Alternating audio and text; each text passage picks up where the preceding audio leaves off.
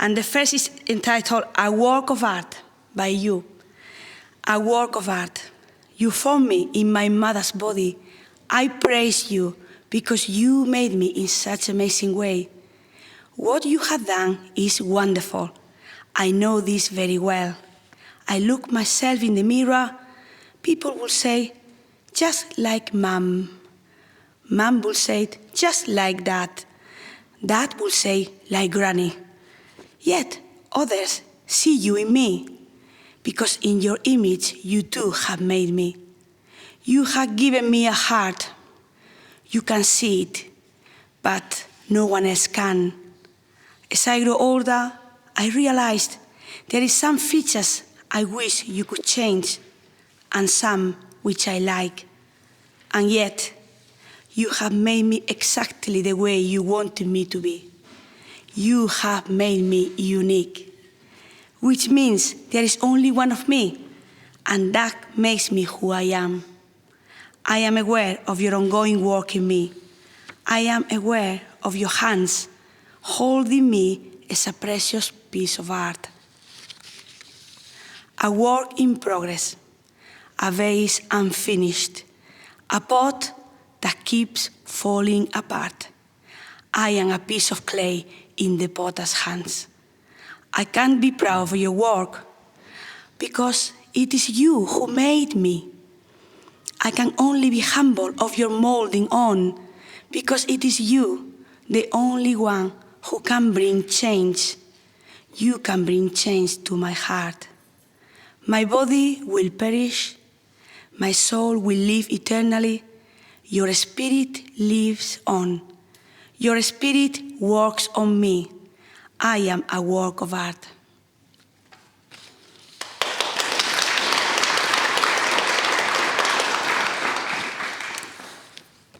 His voice, and I heard what he said again and again, and it was true.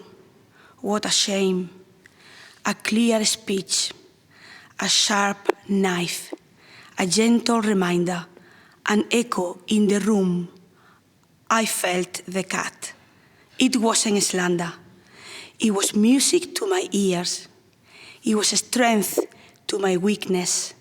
It was the power to my prayer. I never got tired to hear. A breath of fresh air, a rebuke that was clear, an encouragement unexpected, a comfort to my ears. A soothing song to my soul, a calming power to my mind, a consistent texture that touched me, a deep sound to my heart.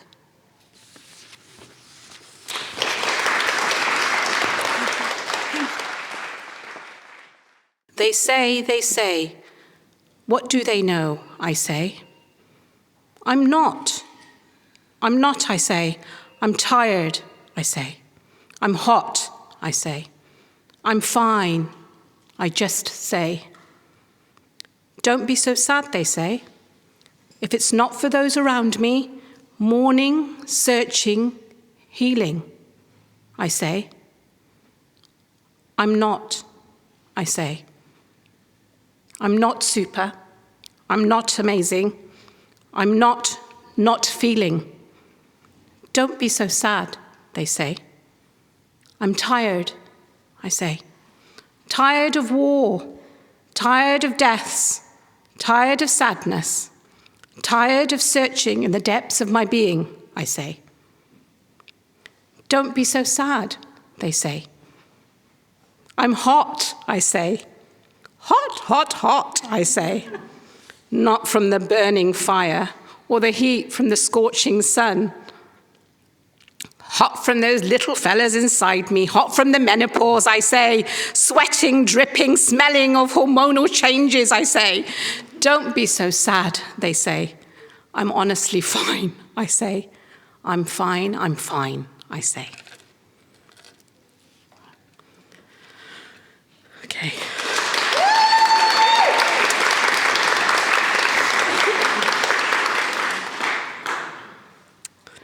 The next one doesn't have a title,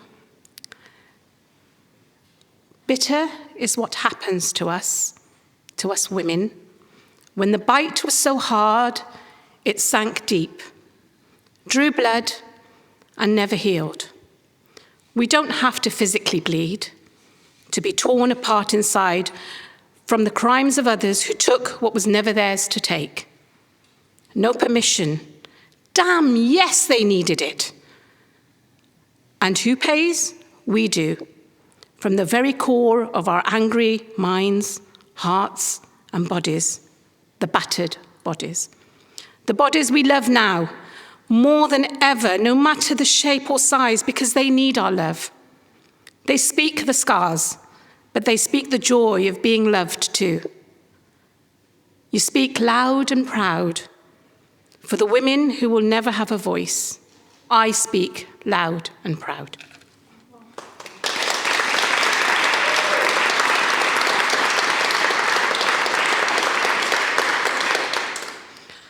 On autumn leaves, my season is autumn. I could listen to the sound of rustling leaves, the crunch and the rustling and the blowing onto my boots, all damp and wet, take them into my car. I'll find them in a week or two, dry and crisp, when they come unstuck. Find them and smile at how beautiful they are and how beautiful they make me feel. I watch them twinkling in the sunshine and the rain, reminding me of people so glorious and beautiful, changing through the seasons of their lives. Sophia Loren is autumnal, not fighting with age, but growing into it, not resenting it, but absorbing it. She is like seasons. She is the epitome of autumn and the grace and beauty of those burning colours of red, orange, and yellow. Every colour of autumn brings me joy and strength and happiness. Autumn red is my colour. Another of my favourite things, the beautiful amber stones that let me wear autumn through the year. They reflect those autumn colours I so adore. Let light in. They speak, let light in and feel the feelings of autumn leaves, in the rain and the sun and the slippery leaves. And of course, that autumn breeze. Just be content to watch those leaves fall over again.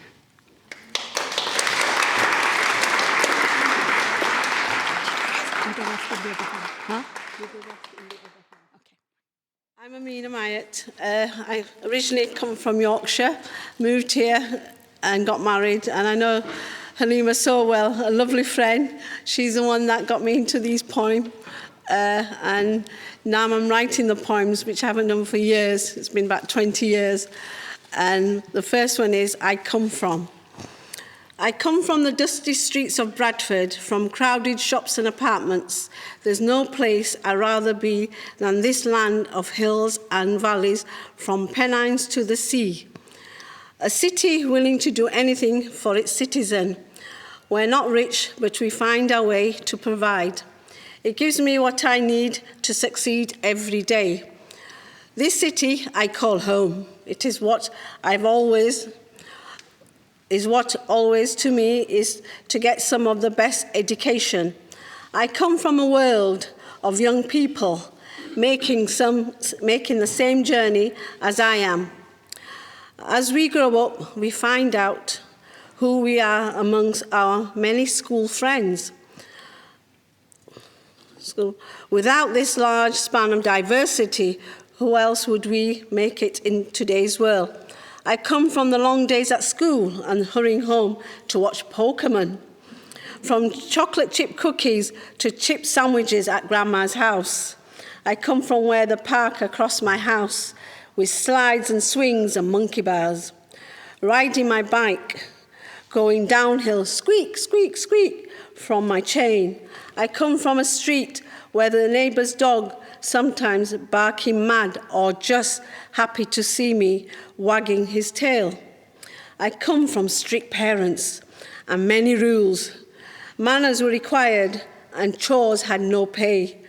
It was simpler times, no social media at all. I come from a house filled with happiness. My mum, my dad, my brother brothers and sisters, kind, caring and loving. Having house full of fun, watching TV, listening to nasheeds and constant learning. I come from the memories of India, culture and traditions. Families' curries, kebabs, samosas and the authentic smell of spices. I come from the government which makes a crazy white man a prime minister, and now you wonder why we have problems. I come from the dusty streets of Bradford, from crowded shops and apartments. I come from Yorkshire, the land of opportunity and always forever. You can take the lass out of Yorkshire, but you can't take Yorkshire out of the lass. Thank you. This is dedicated to my mum, so it's called Meri Pyari Ma, my loving mother. Meri Pyari Ma, I entered your world when the doctor said it is a baby girl. You said how you counted all the fingers and the toes, this precious gift that Allah had given you. Meri Pyari Ma, ever since I was a little girl, you showed me the right from the wrong. You inspired me with your courage. You made me laugh, you made me cry. Your love never faded. Meri Pyari Ma, you bought me my first doll, my first villain, the rolling pin, and the masala dabba. You filled my heart full of joy. You taught me how to cook my first biryani and curries, and not forgetting samosa making. Meri Pyari Ma, you taught me morals and standard, the meaning of living and all about giving. What a wonderful and beautiful, thoughtful, intelligent mother I had. You always hugged me tight and you loved me with all your might. I was so thankful to have a mother like you. Meri Pyari Ma, my mother, the greatest person I knew. May Allah made my mother special. There's nothing in this world that she wouldn't do for me. A wonderful model to look up to, and proud of everything you were. Now I'm teaching my goals and my dreams. I have you to thank for your prayers. Thank you.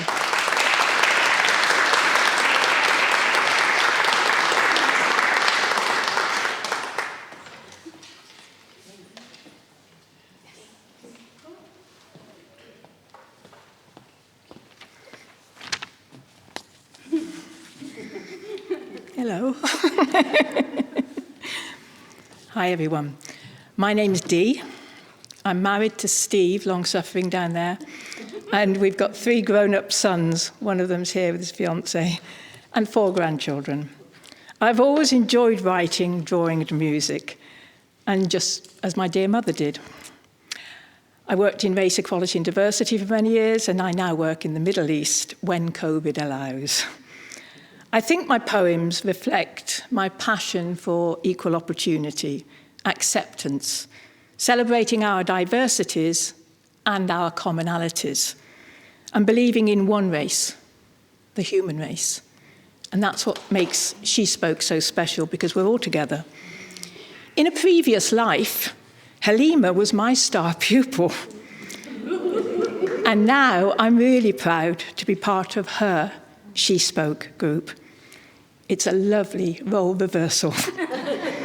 Even though I can't say my R's, so role reversal is quite difficult. I'm so grateful to know these kind, caring, and wonderful women who write, who share, who support, and who laugh with me, not at me. So my first poem, a bit like Amina, is for the first strong woman I ever met, my late mother. It's called, I was told to do this one, I wasn't going to, Scarlet Lady by Descendant. She raised her sisters when consumption stole their mother on the bleakest of Christmas days. This Irish Catholic family could knock spots off Angela's ashes. Vowing never to remain on cobbled streets, the ruby-red-lipped platinum blonde, packed her bags with feigned confidence, and those slender, seamed, stockinged legs hit the road. In her 20s, she married the divorced man. No big Catholic wedding for her then, bejesus. Birth of a beautiful boy, and 2 years later, an expected sibling. But the unexpected took over with husband's hemorrhage and the need to nurse his comatose body until his death released them both. He was never to know the newborn daughter. Sundays, bloody Sundays. The screaming, the shouting, the silent tears, sitting on the staircase, too small and too scared to give solace. 5 offspring, blooming business, a successful scenario to all who viewed from afar. The young policeman knocked nervously with reluctant news. Her hat trick completed. Untimely death of parent, spouse, and now son. No more masks left, no strength, no purpose, no pride. She lost her way until time numbed the pain, and again she fought for her fragmented family to be aspirational, inspirational, confrontational, and yes, sensational. To lose one husband is unfortunate. Alas, Wilde would say careless, as second spouse slipped into premature senility. Further prolonged periods of nursing and witnessing yet another drawn-out death. The widow watched her children grow, savouring every success, the glory of reflected glory. But at last, she too became a free spirit, to travel, to write, to paint, to create, and to live her life and dream her dreams. The final years were fraught with pain, brittle bones, dementia, trapped in confusion. This once immaculately dressed woman struggled to remember to wash. She scrawled her children's names on a board in the vain hope it would assist her addled mind. Her clothes worn inside out, with odd shoes, and a matching pair inside. She died, lost in her own world. But in my world, she will always be the unsung hero, my brave, bright, and beautiful scarlet lady bird, fly away home. Your house is on fire, and your children all gone.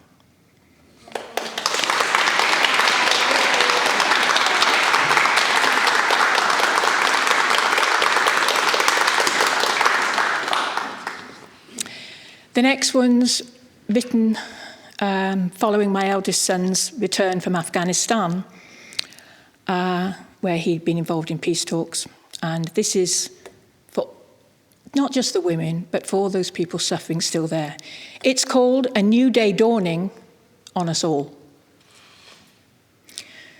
Today, I removed final traces of modern makeup from furtive face of fear and foreboding, replacing once chosen image with alternative unwanted covering demonstrating darker side of Islamic moon. Today, I hurriedly gathered together qualifications and books once so proudly displayed, and with a final reflective sigh, I burned them all, as did my sisters, on a flaming pyre of piety, attempting to assuage predicted punishment. Today, with manicured nails bitten to the quick, I removed garments and gowns, jewels and gems. I stripped my wardrobe bare, whilst anticipating how it might feel to be that wardrobe, stripped and bare. Today I bade final farewells to precious sons and daughters as they stealthily departed through unguarded, broken latched back door, heading for an already heaving airport of horror. My silent prayers are unheard, unhelpful, and void of hope. Today, as I hear rifles firing to the beat of victorious marching men stepping over covered corpses, abandoned children screaming amid streets of bloody rubble, songbirds muted in disbelief, I despondently turn the ticking clock back 2 decades. Today becomes yesteryear as I must reprogram, deleting and replacing short-lived freedom, rebooting my memory, relearning how to tread between phoenix risen rules, reminding me I am nothing. I am no one. I am not what I was. Thank you.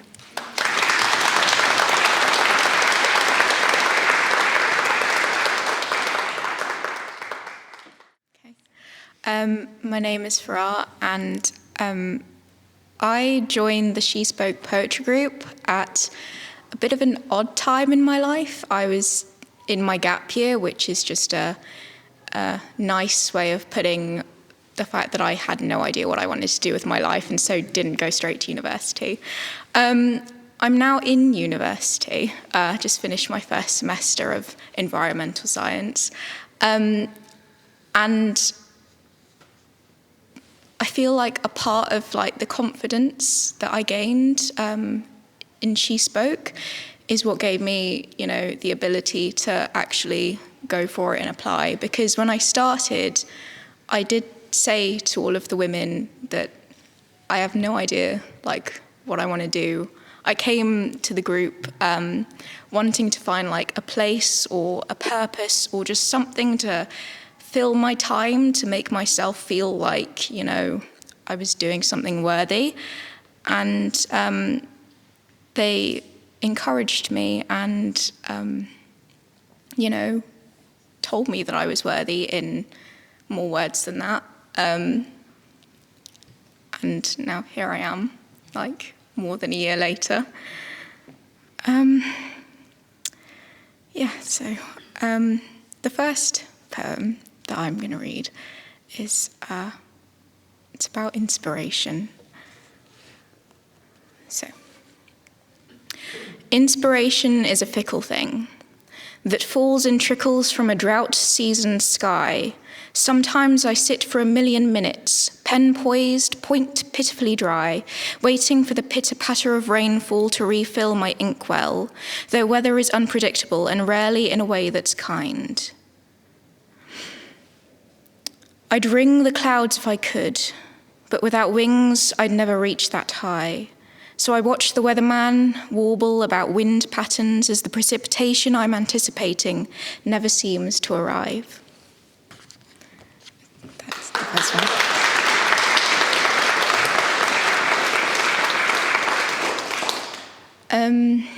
And this second one is sort of in the theme of like trying to find my place. It's a little bit of me venting frustration. It's if anyone has ever been asked, where are you from? Like, if you're not white, I suppose, then maybe you'll relate to this a little bit. Okay, so this is where are you from?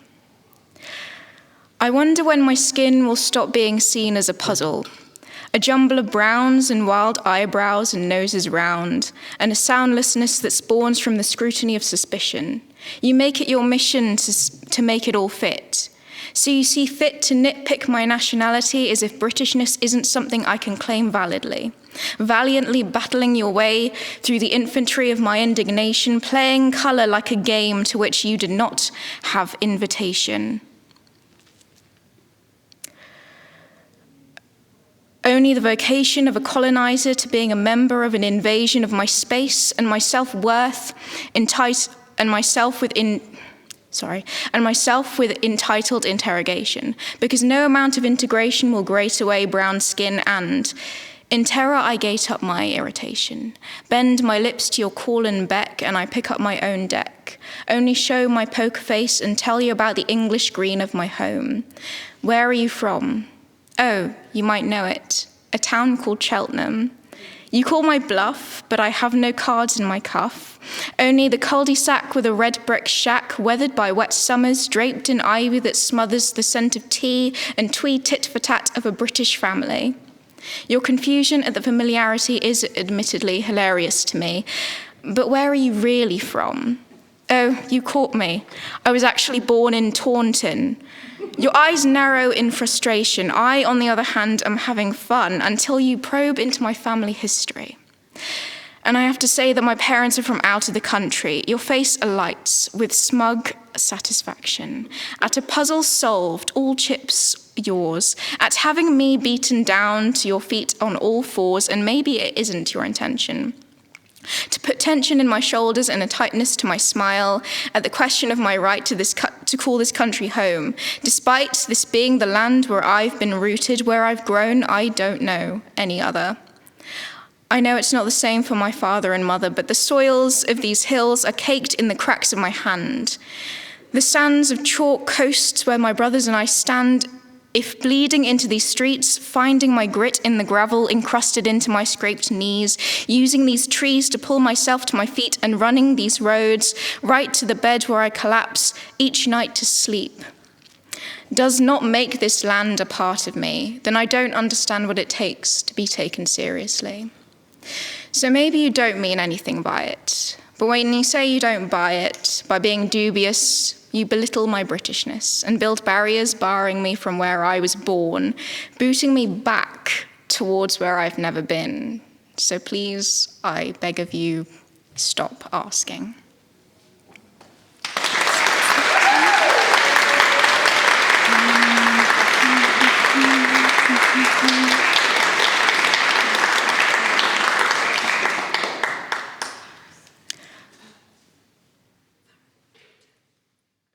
So this one is She Spoke Ladies.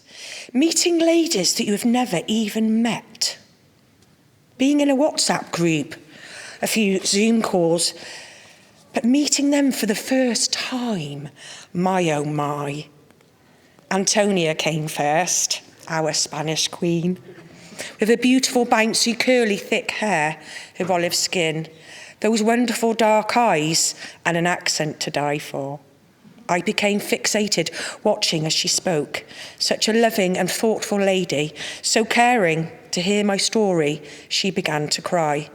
What an absolute, amazing and wonderful lady to continue to study and study even when life was so hard. To England to find her love and 6 beautiful children. She is the real mummy type.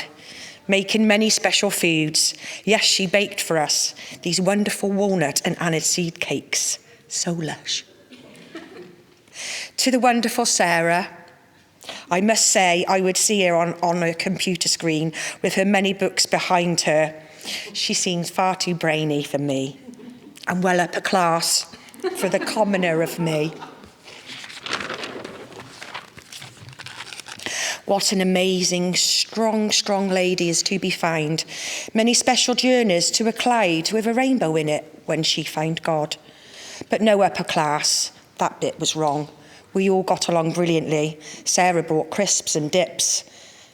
Tea, but with only showing the tea bag the water. But what an absolutely amazing time we had, sharing our life stories, feeling as if we'd been friends for years. It made me feel amazing to do this and to host in my lovely garden. No quiet, awkward moments to be had. I didn't want the evening to end. And I hope that the weather will be kind and all of us wonderful women can come to my garden so we can meet again.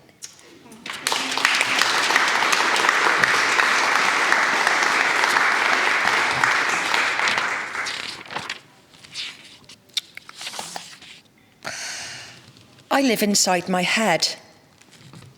I live inside my head It just fills me with dread.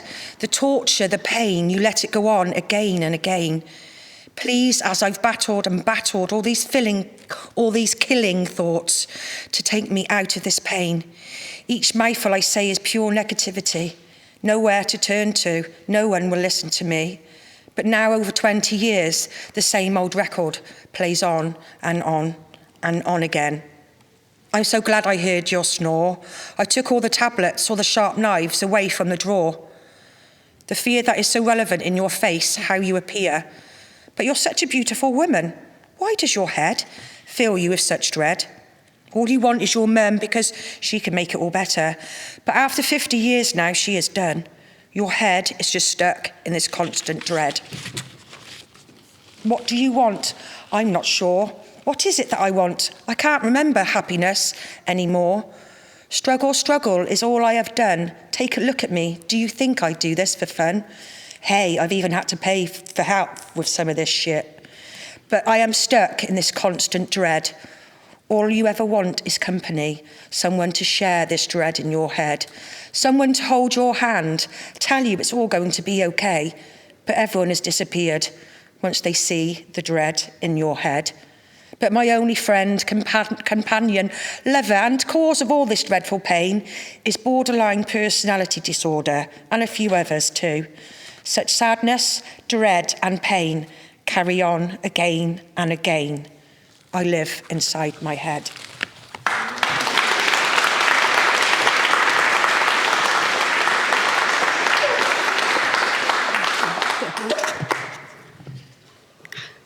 Hi, so my name's Halima, and the reason why I love poetry is because my father was a poet, and he used to wake us up every morning singing. So we never needed an alarm clock in our house, and if he was here today, I think he'd be not very happy with my poetry because it's not in Urdu, but hopefully he's looking down on me, so yeah. Okay, so this is I Miss You for everybody I miss. I can hear you, your voice, your words, your laugh. I can still smell you. And my fingers remember how you felt. Those soft hands, your smile, your frown. How can you just disappear without a word? No goodbye, not even a wave, just gone. Gone forever. I know we all have to leave one day, but my heart isn't ready. Nor able to accept it just yet. What this losing of you means to me, it's so final, so hard, so unreal. So I close my eyes and open my heart and pray. I pray that one day we will meet again, so I can once again feel, see, and hear you, hold you, then laugh with you. I miss you.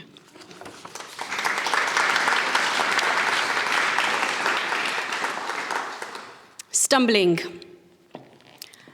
Not everything that is broken is damaged. When I see something on the floor, it might be rubbish to you, but for me, it could be something more. Sometimes, stumbling alone in the dark, we hit something good. Kicking away little pebbles out of my path, broken shards of rock left me stone cold. Chipping away at the core of myself to be the person I was told to be. Losing myself, losing my voice, losing the plot. Therefore, I had to find a place to land, picking myself up one broken piece at a time to form a mosaic of glass, of stone, of pebbles. Stumbling, slightly holding onto a wall, taking a deep breath in order to get my breath back. Smiling at myself, knowing how near I was to falling over my own clumsiness. A little laugh leaves my lips. This is me all over, tripping over my own feet, taking wrong paths, but always finding my way back. Even when I'm lost, bumping my head on walls, glass doors, as I struggle to see my way through the dark, bumping around closed walls, suffocating. A dark place not only in my head but in reality, rubbing away the bruises with my own hands, covering up the colors with makeup to hide the evidence. Just once in a while, I leave the scars on display to remind me that not all stumbles are bad. Some lead to beautiful places. Thank you.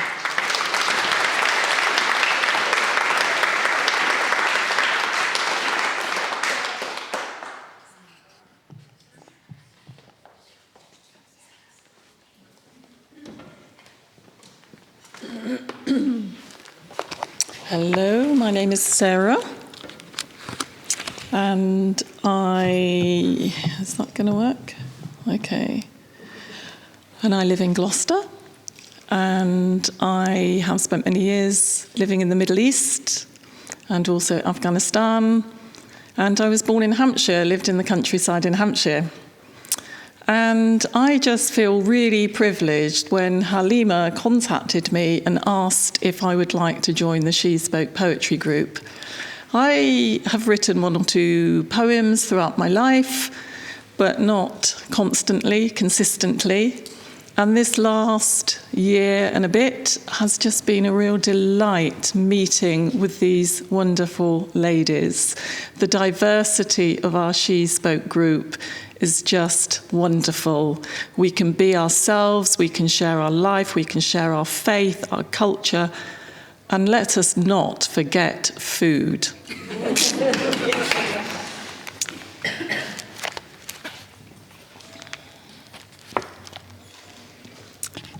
So this poem I'm going to read now is called She Arrived, She Survived, She's Alive. When she arrived that winter's day, it was so early, at 28 weeks. Even back then, all those distant years prior, she survived. When he came to visit, fearing the worst, he was so overjoyed to find this wee red-faced tot and able to say, yes, she's alive. That February day when she arrived, it was a miracle from God that she survived at all. He looked on in awe as there in a small glass incubator, the tiny fist of his 3.5-pound daughter was tightly grasping the thermometer. What a relief, she's alive. After she arrived, there was much care and love. Despite life's disorientating ups and downs, she survived. Although not always in the best or the kindest of ways, looking deep into her heart, it wasn't a realistic thing to say she's alive, wholly. You see, she arrived at so many places to work and to play. Only just did she survive living amongst hurt and pain. Both here and across the world, it was later in life during a particular time, down deep in a murky valley, where things were so dim and bleak that the realization happened, she can be alive. Yes, she arrived back at her childhood home, dreaming of recreating happy times of long ago. But it was not to be. As she arrived, the gates were locked. So in order that she survived, a cloud was placed in the clear blue sky, and within it a rainbow, oh so bright. That was the start of a real knowing she's alive. Amongst the grief and sobbing tears that day, she arrived at a secure knowledge that God was with her. To walk with him, know his ways, would ensure that she survived well. Although not always easy, there's now a deep joy in her heart and a new security, understanding forever safe in his ways, she's alive. So looking back on her journey, 'tis indeed a blessing to see how she arrived thanks to God's mercy. That she survived was purely his grace. And by having full trust in faith in him, she now knows she's truly alive.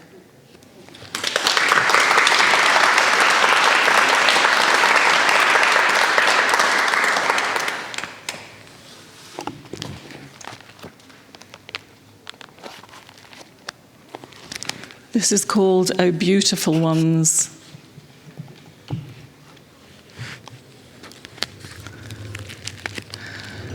What a privilege to live alongside you, my dear women, in your precious land. Yes, it enabled me to learn, to expand my cultural horizons, sharing ups and downs of life with oh so many of you, oh beautiful ones. Your loveliness was revealed only behind closed doors, either in the home or a party for the girls.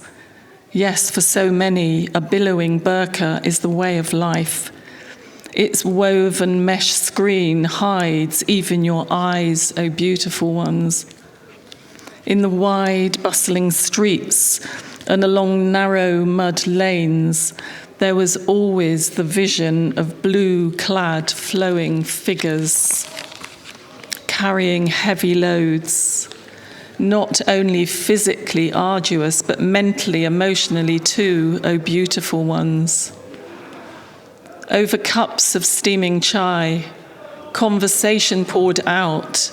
It was clear to behold, both inside and out, the depth of true treasure bestowed within each of you. My, if only you could be enabled to flourish, oh beautiful ones. Sitting on the floor in your mud-walled home, we made mantu, mixing water and flour for the pasta, rolling it out flat, then preparing the filling, all carried out in the one tiny room, cooked on a single gas bottle flame, oh beautiful ones. At weddings and parties you love to dance, wearing your homemade outfits, which sparkle and shine as you elegantly twizzle around in high, tottering shoes. Worries and cares are momentarily laid down, oh beautiful ones. Your strength and tenacity overwhelming to see as you fight your battles and demons with such courage each day. Facing the trials and tasks, you get stuck in and do what is required. Dear mothers, sisters, daughters, oh beautiful ones. My prayer for each of you is that peace comes to your land, bringing justice into your life. May joy outweigh your burdens and desperate uncertainties be replaced by the arrival of hope. Oh, beautiful ones. Thank you.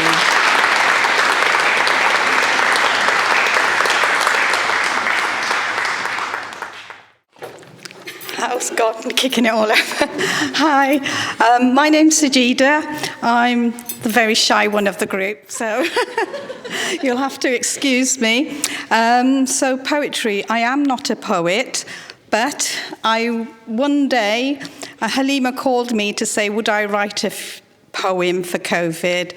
And then so I said, oh yes, when do you want it? And she said, oh, by the end of the week. So, and then so I left it sort of lastminute.com, and then here it is. It's one of my first poems since I wrote when I was like 14 years old. So, and just to say, it's been a wonderful experience being with all my lovely friends here and being part of the She Spoke group. And I think, you know what, I'm here, and I was just a housewife, but meeting all these wonderful ladies has made me stand up here and be reading out to an audience, which I've never done. All right, so it's called Our Guest. You came uninvited, you decided to stay. No red carpet or banquet was prepared for your way. Although no transport by sea, road, or air, you still managed to enter places no one would dare. No restrictions, no rules, you were free to roam the world. From China you set forth, no baggage or passport, no visa required, you came alone. Traveling from one country to the next, you enjoyed your stay and you rested well. No immigration laws of Brexit could stop you on your way, nor the walls of barriers of Trump's USA. No missiles of Putin's Soviet could deter your track. No race, religion, or color do you have. Yet you still enjoy the freedom of your travel. You prey on your host, making them weak. You do not choose rich or poor. Your aim is to control and leave the world in despair. Your presence caused a lockdown. A word we never knew. Families, distance, prisoners in our own homes. A life so unreal in this modern world. Yet you made us reflect, made us think the value of life. Kindness, care, helpfulness, appreciations were no longer just words, but actions we took. However, a small request on our behalf. It's time for you to depart. Please, guest, leave us now so we may love, laugh, enjoy, and hug once again.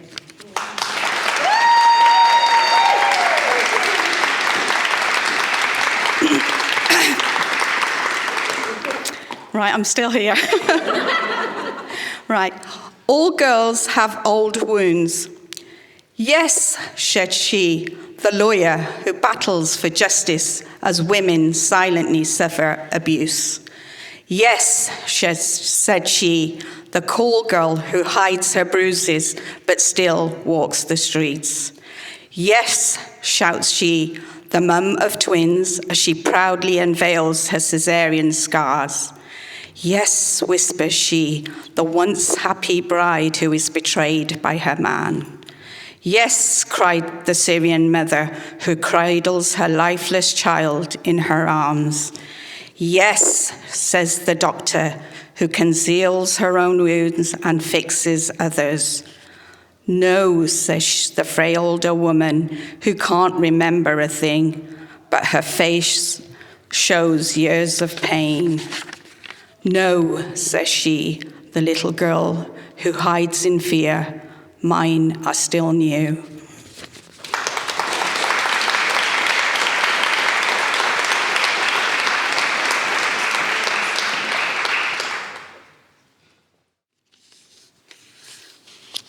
Autumn, fallen leaves, fallen dreams. I walk alone. I thought I was wrong. I walk with you. Trees shake off leaves. Mine shake off dreams. I feel your presence. I am sure of it. I feel convicted. I carry many sins. Freedom follow the leaves. Feel lighter. Sins felt off. Autumn took them all.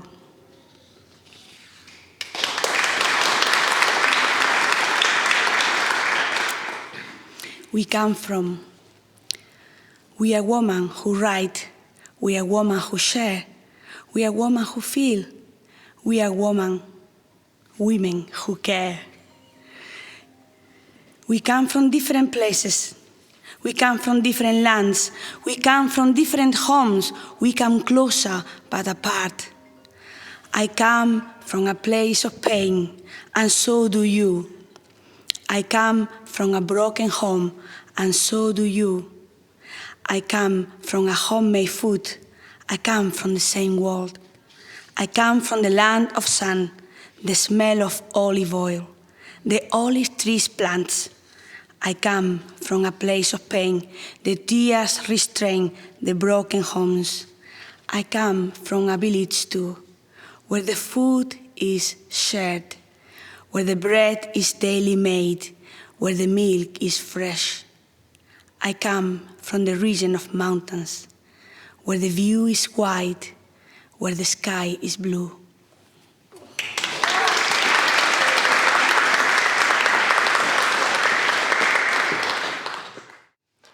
Infinite gratitude for the stars in the sky, to the ships sailing in blue oceans of swishiness on the sea, for the sudden break in the fluffy white cloud that lets the sun peep through and shine brightly on me, the frothy soap that cleanses my body from a hard day,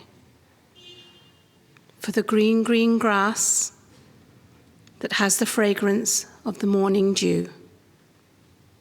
Elie Saab Royale sends me in a perfume frenzy of subtle, sensual sexiness.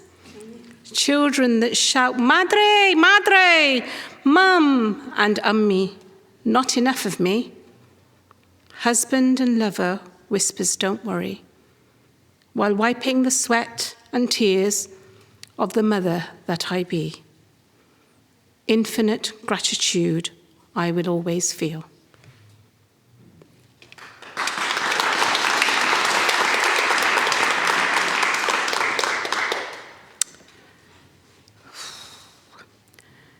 The Melancholy Arrival. News that it was cancer. That C word that meant here we go again.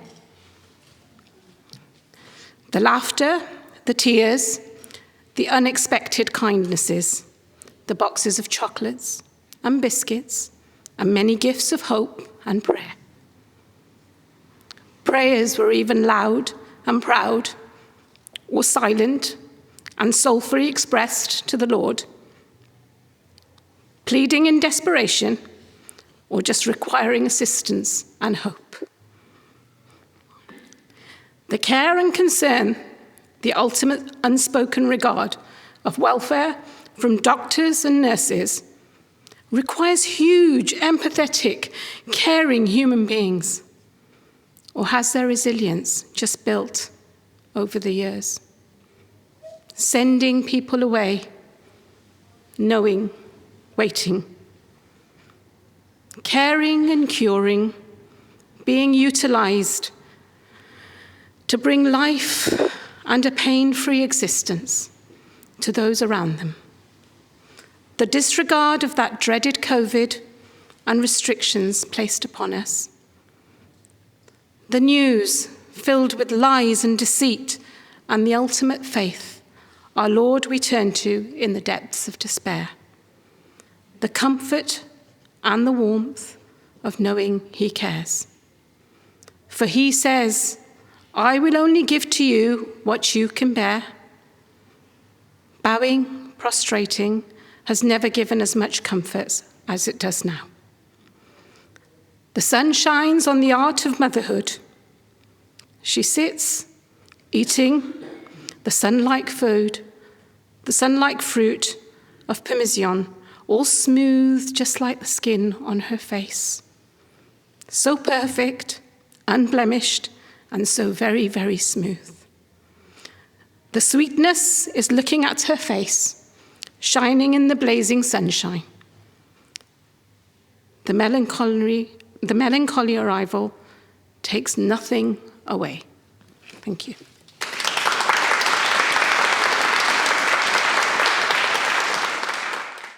Daughters, wives who give 100%. We bound with rules and restriction like little do we know. We are not just a sex object. Before calling us name, think twice. May seem like a delicate rose, but we are warriors in disguise. We are strong ladies. Everything that hits us in life, we deal on our own. Cry to sleep, picking back up and wiping the tears. We are ladies of courage, ladies of strength, ladies of faith and devotion. We are born a life giver, a miracle creator, a magic maker. born with hearts of 1,000 mothers, open with fearless and sweet. We are ladies with power and grace as the depth of the deep blue sea. Never bow or allow others to fix the crown, but let it shine on its own. Hold hands with all the mothers, sisters, daughters, wives, and be confident. Be strong in all the obstacles. We have the power like never before. We are ladies who will never quit, never stop, never faint till we are heard. We are mothers, sisters, daughters, and wives. We give 100%. If everybody knew the true status of a woman in Islam, even the men would want to be women.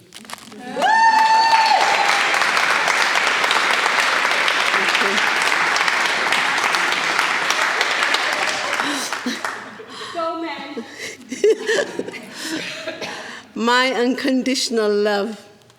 You never said you're leaving. You never said goodbye, but you were gone before I knew it, and only Allah knows why. I will always remember the special smile and the caring heart you always gave me. I will always remember you, Dad. No one will replace you in my heart. I can't believe that you have gone. You have left us with the inner strength to build our lives upon. My dad was a man like no other. He gave me love, nurtured me, taught me, held me, kissed me, fought me, shouted at me, and loved me unconditionally. You are no longer here. I feel the pain from the heavens above. I still feel your love. You didn't go alone. Part of me went with you the day Allah took you home. Thank you.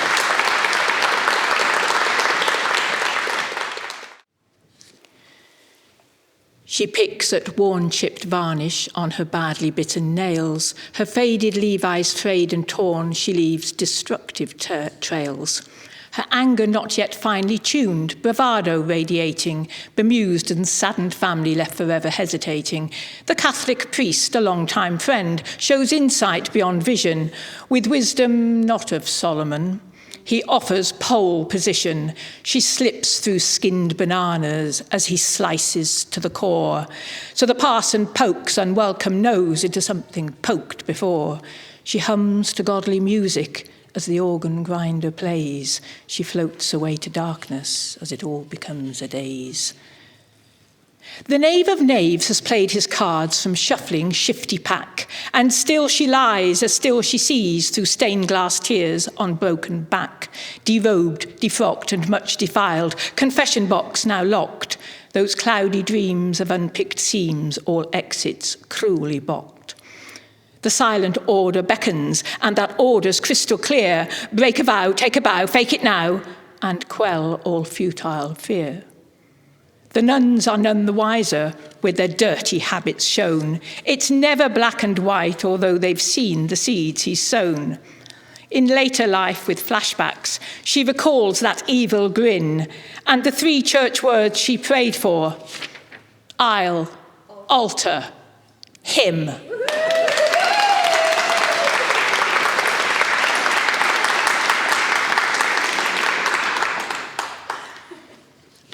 This was written for International Women's Day when we were doing this. So it's by Dee, determined for fighting for equality and equitability. It's a tribute to all women through our history. It was Eve who bit forbidden fruit from heavenly laden tree, becoming fashion expert, placing fig leaf modestly. She set the tone, she made her mark, formidable force for sure, but the road ahead was rocky, bloody battles were soon in store. Cleopatra walked her pharaoh path with followers en masse. Queen Boudica of Iceni tribe was a much revered young lass. Pocahontas also had her role and was even Disney rated, but Joan of Arc was known to all as saintly stake cremated. Crimean War then recognised Nurse Nightingale's key role, but working just as bravely was Jamaican Nurse Seacole. Which brings us on to equality and women who fought the fight. Mathematician Ada Lovelace, Harriet Tubman's Slaves in Flight. In a world of male domination, Amelia Earhart wore wings to fly, and poet Emily Dickinson revealed feathers of hope don't die. Mary Wollstonecraft was followed by Pankhurst's suffragettes, Marie Curie's cancer cures through radium, a formula working yet. Rosa Parks made a stand to sit on a bus. Helen Keller shared a vision, not sight. Catherine was great, Anne's diaries were frank. Austen showed women could write. Mother Teresa's well known, but we are often aware of the less famous heroes who try to encourage their daughters, girlfriends and mums to reach for that ever blue sky. The battle continues, and now we're among Malala and Greta, the voice of the young.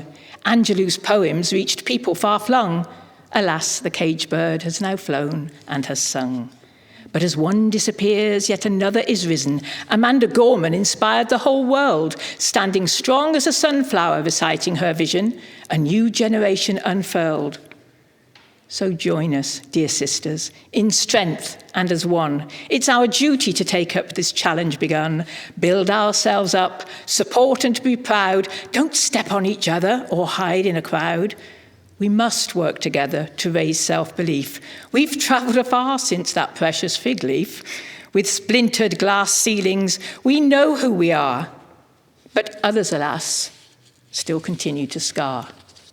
There are women suffering torture. There are children so abused. There are wives too scared within their homes, too broken, beaten, bruised. On International Women's Day, let us make a united stand to free the afraid, to follow the brave, and to create a far fairer land.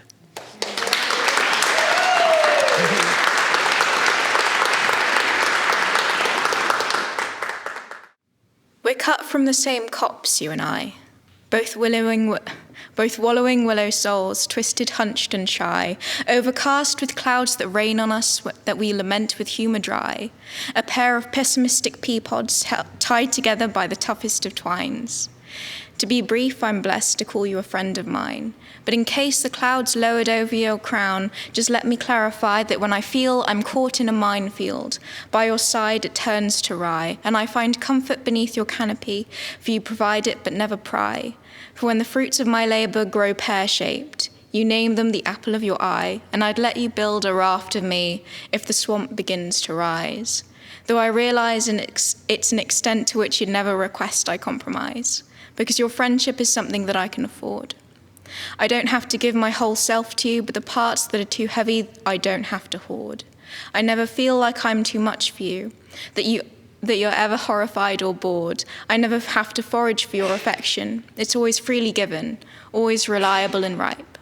And there's no roses to romanticize the branches tangling in my mind, but you see it, accept it, snip through it with your cutting wit. Let loose the breath bunched in my lungs with the light release of laughter that's never soiled by my worry that I left you annoyed when I think on it after. And I wish I had met you faster, because I know the sawdust smell of solitude, because I had to stumble through miles of undergrowth to find you, have my legs torn by low-laying thorns and needled pines that chewed and spat me out when I braved their boughs and left me blight and bruised. But I'd take their baskets of apologies, though filled with plastic fruit, remain beneath their thorny thumbs, stood on feet I'd shoot. I knew what it was to be bound and bookshelved to the paper cut of paper copies of imitations crude of what I could have had were I not so socially subdued. But now in you I found the sunlit clearing in the wild woods of my overgrown ribcage. Acceptance of the turn from brown to green as the natural turning of a page. I've sung the unharmonious symphony of climbing emotions left uncontained, unlocked the lichen gilt trunk of my tree, where sticky memories have for years remained preserved amber. I trust you to fasten as a pendant hung from my bare neck. And when I pull to strangle, you'll hasten to keep my trembling fingers fast in check. Like a watch, I'll wear it on my sleeve, to cherish every second till you leave, 'cause you leave as autumn comes, and these woods will darken when you're gone. because this friendship so naturally grown is something duplicated by near no one. Its rarity of easy silence and effortlessness, resounding fun, its awkward, earnest vulnerability and uncomplicated conversation, tentative, reliable, and lovely as gift silk spider spun. It's knowing the harshest of your bark will never break my skin. It's the pride that your branches have reached so high, but dreading the moment I can no longer see your crown, though for now I can only treat this forest like a Blair Witch project, capturing you from all angles, just so that I have something tangible, so that we'll still exist to each other a year from now, and I can only hope your leaves don't take long to regrow in, and beside the blackened bracken where you've been uprooted, I'll be reminiscing. I'll hear our favourite band whenever the songbirds sing, and my eyes will begin to sting, and I'll be missing you.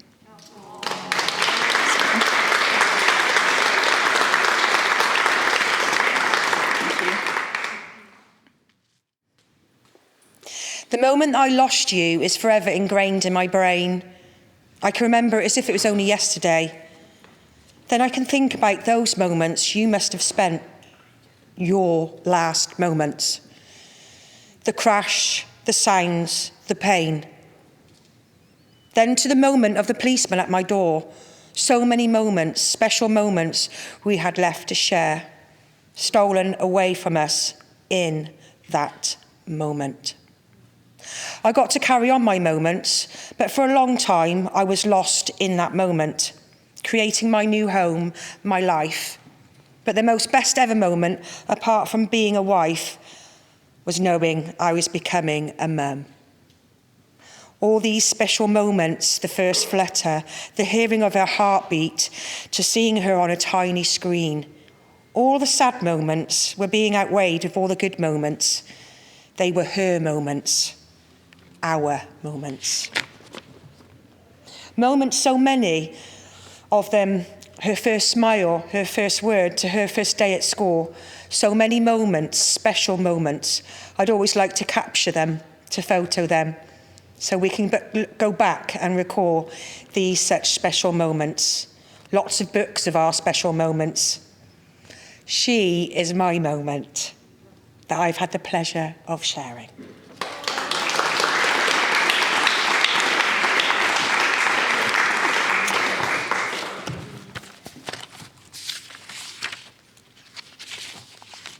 Sorry.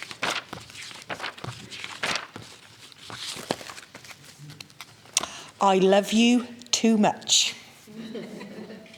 I love you, I love you, I love you so much.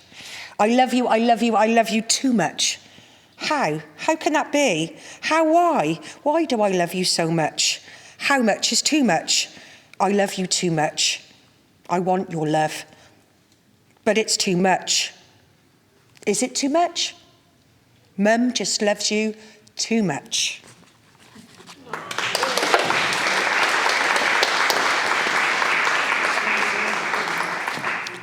Okay, so we're going to have a quick 10-minute break. The sun sets to rise again. I see you set to rise again. My heart beats to the rhythm of sunrise. With the calling of prayer, praising the Lord as I am grateful for God's grace. Like the morning fog, moving waves of mist, the chilled yet dense light walking through my emotions, pushing through and hoping to catch a ray of hope, a glimpse of light. I see you set to rise again. As you rise, it is another chance to live, to love, to hope, to pray. I marvel at your rising, the prospect of a new day. To raise myself amongst the rainbow sky, orange, red, blue. The warmth welcome me into the waves of light, into your arms of care. I see you set to rise again.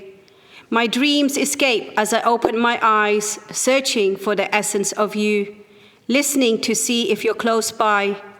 My memories quickly fade with the heat of you, meandering into the night sky, where my dreams are shared with the stars and the moon. The colors of my life drift away as you set. I talk to the moon silently, mesmerized by the beauty you left behind, your warmth as well as your glow. I see you set to rise again.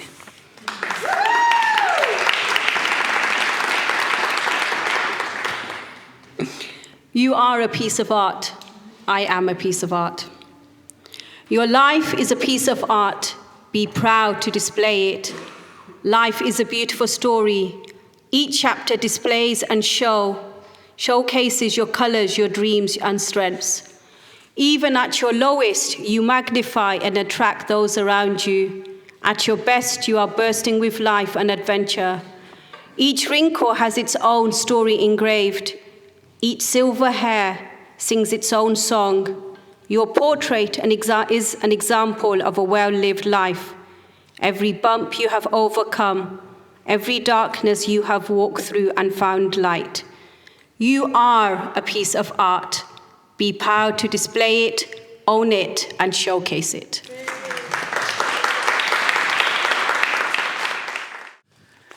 So this poem is called Glow, Crunch and Crackle, and I wrote this at the end of last year, 2020. The glow, crunch and crackle of autumn leaves have me dreaming of cosy fireside nights, transported to warm homes, sitting around with friends, chatting and laughing, sharing close moments so precious, the fire there giving warmth with logs glowing, glimmering and singing with their crackle, all so dreamy like a hug. These memories embrace the heart, mind and soul. Oh dear, to remember a hug, such a distant thing of the past. Overcome by sadness to think of lost months, 3 all alone at home, a further 5 so far. Living life at a distance with no physical touch. It seems for now those intimate, cosy fireside times are replaced by the glow, crunch and crackle of autumn leaves and the marvellous gifts nature offers. To wander and embrace not each other, but the beauty all around with its myriad of glorious colour and sounds, to enable dreams of better seasons to follow, where there's a glow, crunch and crackle of laughter and joy as the physical hugging returns.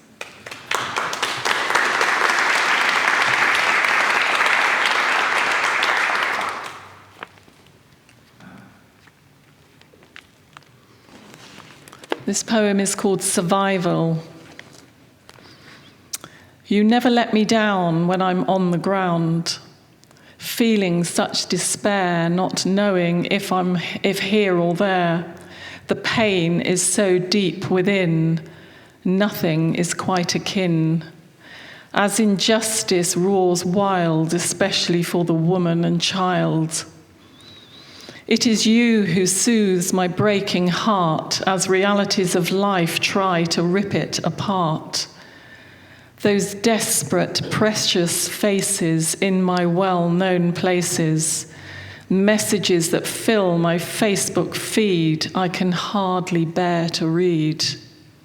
Pleading for money soon, so to buy a bit of food, also wood in order to keep warm, as freezing winters mean even more sickness and harm.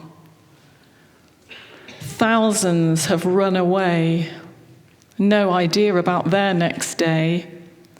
Imagine having risked life to flee, then to be sent back, what the cost will be.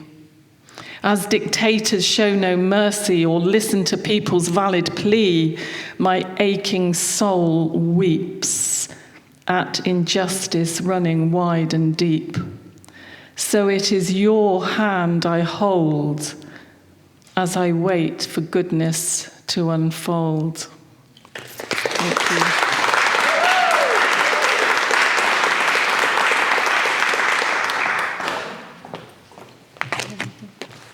Right, I'm back again.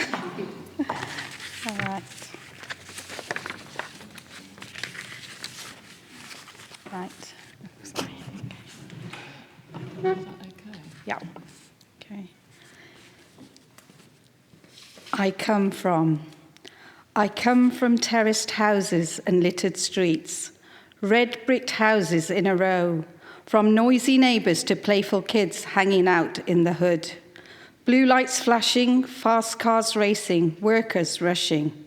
I come from the smell of spicy curries, burning ud and chicken biryanis, hot sweet chapatis after school, from samosas and pakoras to fish and chips from the chippy next door.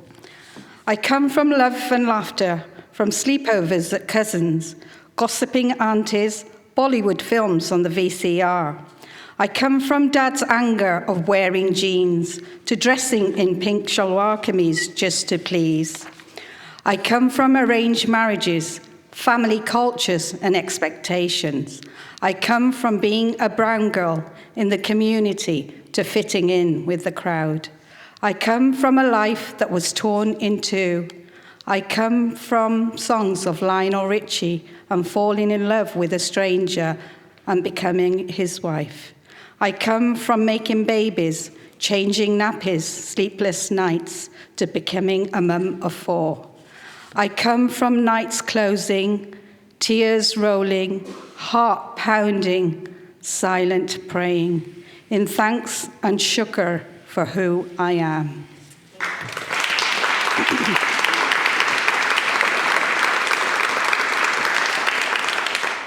The morning call. I think most of us can relate to this. A household noun a household noun so popular in my home. The morning starts. Mom, is breakfast ready? Mum, is my PE kit washed? Mum, where's my homework? Mum, have you signed my form? Mum, he's taken my charger again. Mum, I don't want marmalade on my toast. Dad may be heard during this morning call, only to be asked, where's Mom? He's quietly, so where is Dad, do you say? He's quietly sipping tea, behind the phone he hides, oblivious to the morning call. Mom, again, a muffled voice, this time from the toilet. The little one shouts, I'm done. It's crazy in the morning in our home. Mum, a repeat from the toilet in rhythm to a mum from upstairs. This time it's a scream. Serious, is it? No, it's just a Mom, have you seen my mascara? Obviously, Mum knows. Mum, a ninth wonder of the world. Would you agree? She's the know-all, it's true. Answered more questions than the quiz on TV. The door shuts, out they go. A sigh of relief as she enjoys the pause, till the minute the door reopens and it's time for the evening call.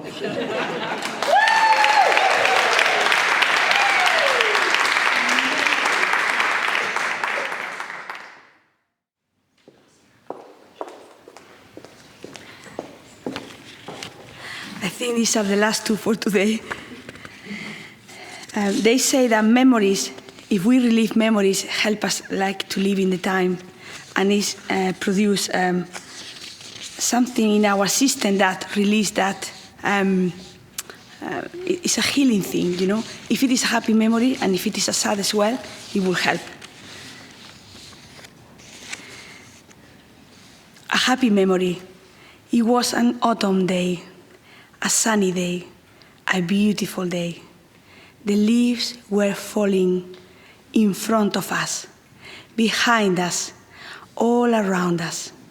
We walked. It was our first walk together. We sat in a bench. We looked at the pond in front of us. We looked at the distance, the sun shining brightly all around, everywhere. We looked at each other. I found your eyes. I was entrapped by them, and still entrapped by them.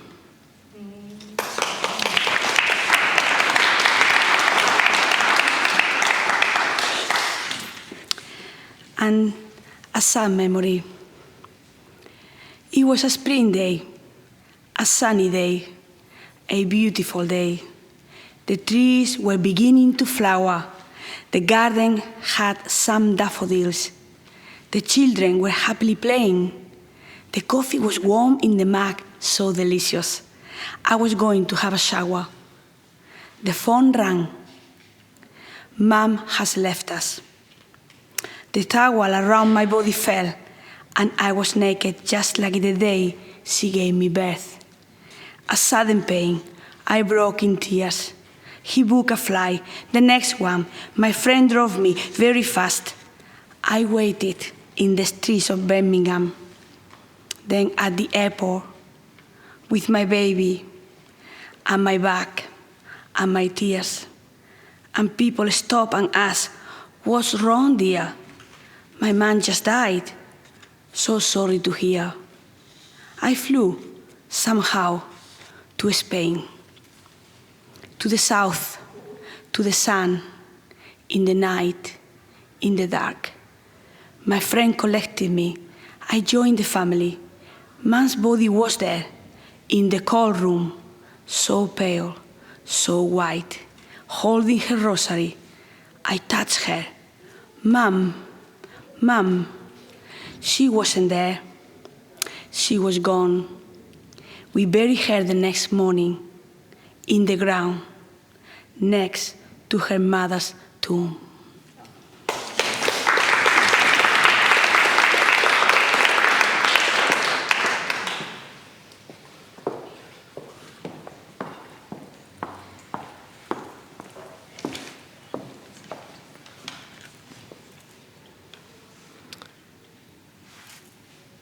Lockdown 3, on hold, on hold, on hold.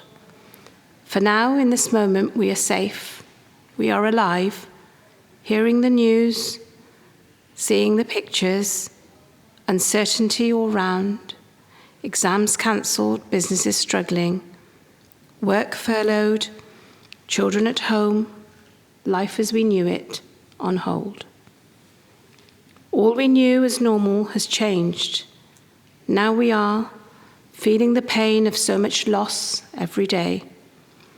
Those words of Inna lillahi wa inna ilayhi raji'un roll off my tongue like never before.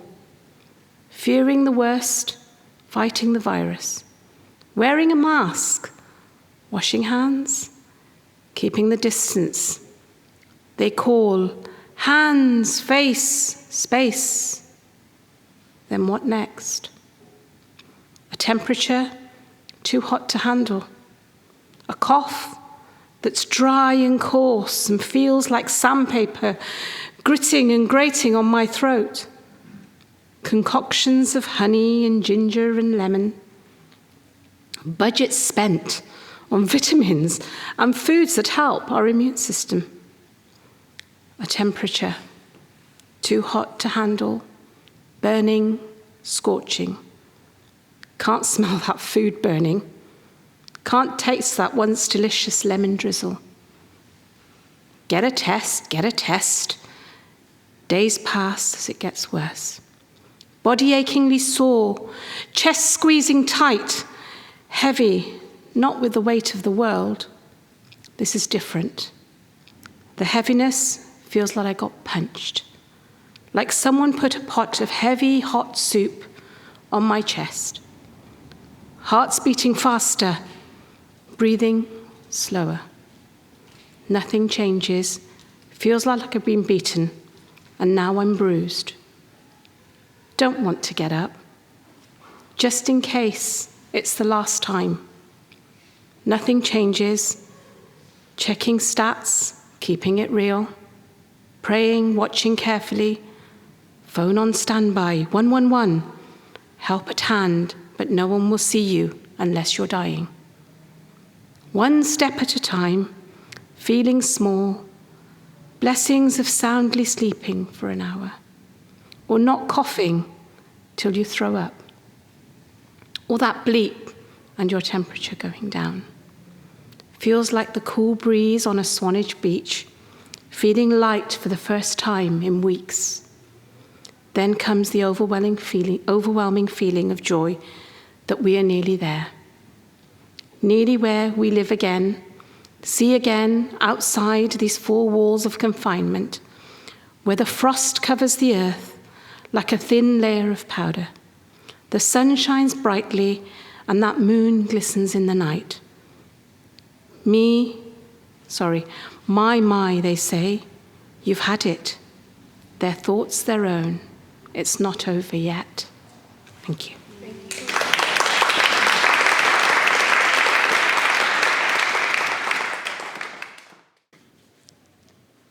Take it, own it, show them what they long to see, play it down, push it up, act as if you're meant to be, trying but failing, denying the wailing, still strutting out your stuff, tiny steps on tightrope, being well balanced, you can't bluff, feeling stretched to breaking point and springing back to base, a scene akin to murderous plot from arsenic and old lace, still awaiting, anticipating the trip that tips the fall, expecting then rejecting that inevitable call, shake the pattern, break the spell, brick walls closing in, listening to the beating pulse as darkest doubts begin, spiraling, plummeting, control is put to test, hiding in a time bomb like elastic, taut and stressed. Applause promotes additional fear, false praise is felt undue, awaiting revelation, front page headlines seeping through. Not golden girl from Gloucestershire, not budding superstar, just worn and weary traveller who has travelled far too far, with image on the mantelpiece and confidence in tatters, lost lonely life projected, and she minds that no one matters. Give it more, live it less, 'tis our duty to perform, please the maddening crowd, and thus a star is born. Cut the crap, sever the cord, snip the apron strings, learn to play the part of you, reject all other things. Everyone's a loser, so the winner can't take all. The proud are lined up waiting, take the rise and feel the fall. The brave are known as foolish as their trumpets oft are blown, pronouncing and denouncing, taking sticks to break a bone. Don the jester's outfit, attract the jibes and jeers, dance the jig, don't give a fig, and quell those futile fears. Your finest role is yet to come. Prepare to learn that script. The masks replaced with made-up face, toe in ocean dipped. Masquerade ball, they beckon you call. The audience is ready. Step up on stage, turn to clean page, conceal those nerves unsteady. A new dawn breaks, as does your voice. The stillness echoes clear. The puppet master smiles in faith and dabs that glistening tear. You can, you will, you have to start. No grace in never trying. Defeat is not victorious and death is for the dying. Reveal yourself and bare your soul. It's time to lead the way, allowing others to be strong as they're hearing all you say. We fear our fear, we feign our faith, we tremble being discovered. We steal away from iron wills that will our souls uncovered. From blankets of security to comfort-laden clothing, writing on wall and standing up tall, no time for such self-loathing. I am what I am, you see what you wish, the mirror is cracked but not broken. Your truth is my lie as I lie in my bed, and such is the syndrome unspoken. Imposter or fake, you choose and I'll take. The jury is open and striving. Try hard to be real, to see how it feels, and message us if you're surviving. If hope is an anchor, so doubt is its wave, with hardships and vessels afloat. Storms of life's challenges breaking on rocks, stories unveiled as we wrote. And so as we part from this earthly existence, how have you played all your cards? An ace or a joker, close to your chest, transparency versus charade? Were you dealt a raw deal? Did you lack sex appeal? Has your struggle been bitter, not sweet? Get over your feelings, your angst is revealing, and no one admires incomplete. Make yourself whole, be glad you're alive. This journey is only one way. Give to the needy and ask no return. Our fortune remains day by day.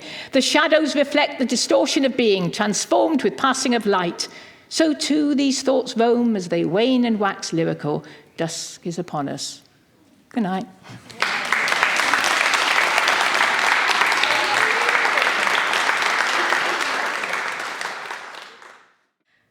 Like the verdant moss growing among an abandoned ribcage that once homed a pulsing heart, new life will warm and beautify the crumbling bones of decayed decades, patch together new lungs within them to be inflated by a city of voices, like an endless flow of Frankensteins, proud, loving, neglectful. And these buildings will breathe again within a modern skin, taste meaning once more with flesh moulded between brittled teeth by chewing gum and tragedies pressed into the cracks and crannies by loiterers and lovers from times lost across cobbles, collaborating unknowingly and raising a body from dust to stretch around them in grateful, silent embrace. Grinning graffiti through tears of spilled beer, cracking knuckles of wrought iron and rust, letting us amble their veins with unwavering trust, collecting secrets and laughter with old arching ears, stretching spires towards the sun. Buzzing with gargoyles in the belly, anxious, joyous, alive.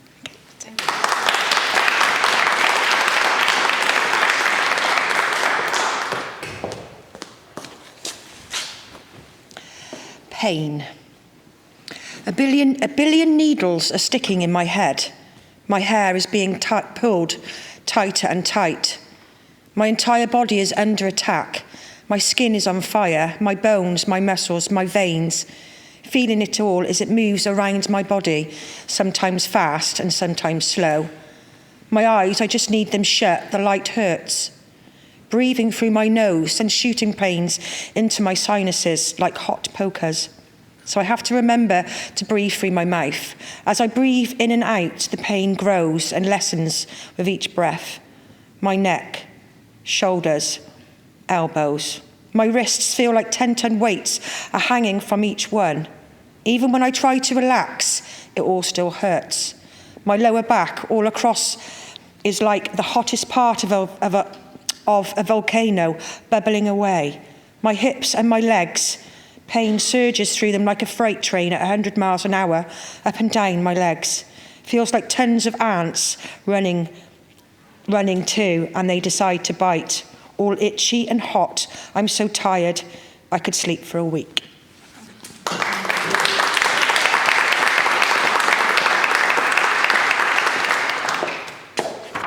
Okay. She spoke, she screamed, she smiled. She spoke with those deep, dark eyes between those deep, dark lashes that fluttered without a word leaving her lips. Her every emotion displayed through a lens like stars, like thunder they rolled into laughter, sparkled when excited, clouded over when sad, frightened and lost. They glittered and danced when in love, lit up like a lighthouse when she was with other beautiful souls. Her eyes told her story. She shook the perception of people with her deep, dark eyes, reining them in, forcing them to pay attention, keeping their gaze hostage so they can see her. After all, who wants to speak to invisibility? She screamed a hidden, loud scream of sadness, anguish, pain, and loss. Sirens only her ears could hear, pain only her body felt. A war within herself, only she could feel burning through her silent screams. She shattered other people's perception with her silent, unheard voice. Silent wind, whispered breath. A sound that deafens the world. White noise that's spoken through brown skin. She smiled through her beautiful shaped lips, a smile that captured so many passers-by, twinkled in the hearts of others, brightened the days of strangers, mesmerized some in their thoughts, a smile that left her lips and left others longing for more. She surfaced over people with her beautiful smiling lips, drip-feeding them her essence, purposely, deliberately, choosing words to wake them up, to shake them up. Wake up, wake up! Shake yourselves up. So now that you are listening me, are you excited to hear me?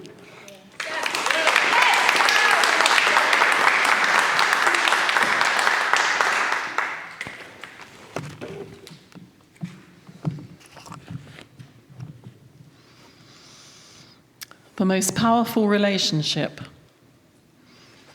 The most powerful relationship you'll ever have is a relationship with yourself. Hard words for me to comprehend.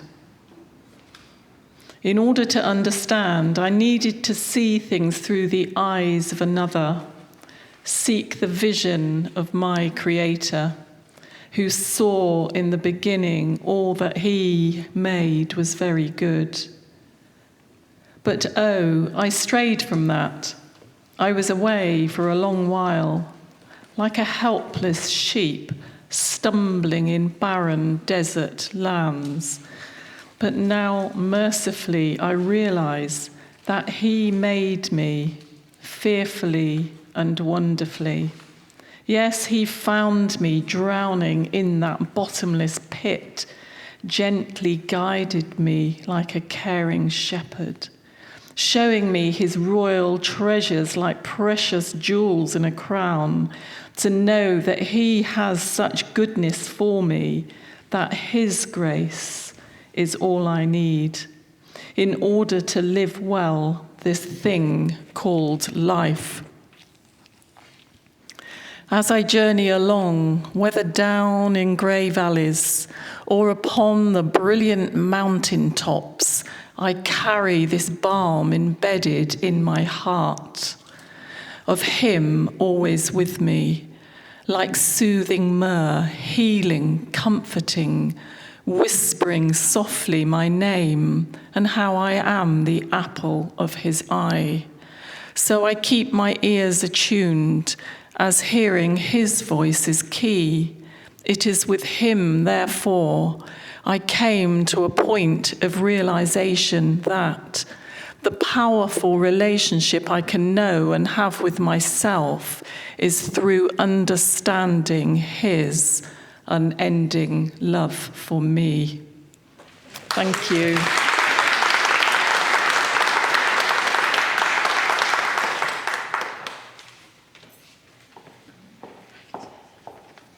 Back again for more. Oh my God, this is...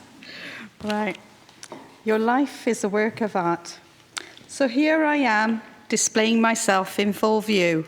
Not quite the Mona Lisa you expect, but here I am, and this is me. What do you see? A hijabi woman, all modest, dressed in black, oppressed, tight-lipped, not a word to say. A deprived woman with no sense of equality. A threat to you, is that what you say?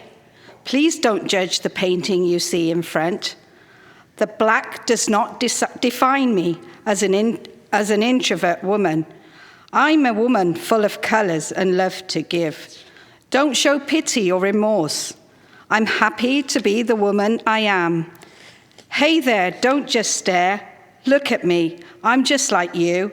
Be a part of me, and you will know. A mother, a wife, a friend. I'm full of life, and that's the inner me. Years of heartache blended with multitude of happiness and fun. A woman who will reach out to you if in need. A carer, a lover, a worker, and a guide. Take another look at the picture once again. It's not always what you see. There's so much more to a book than its cover, and that's definitely me.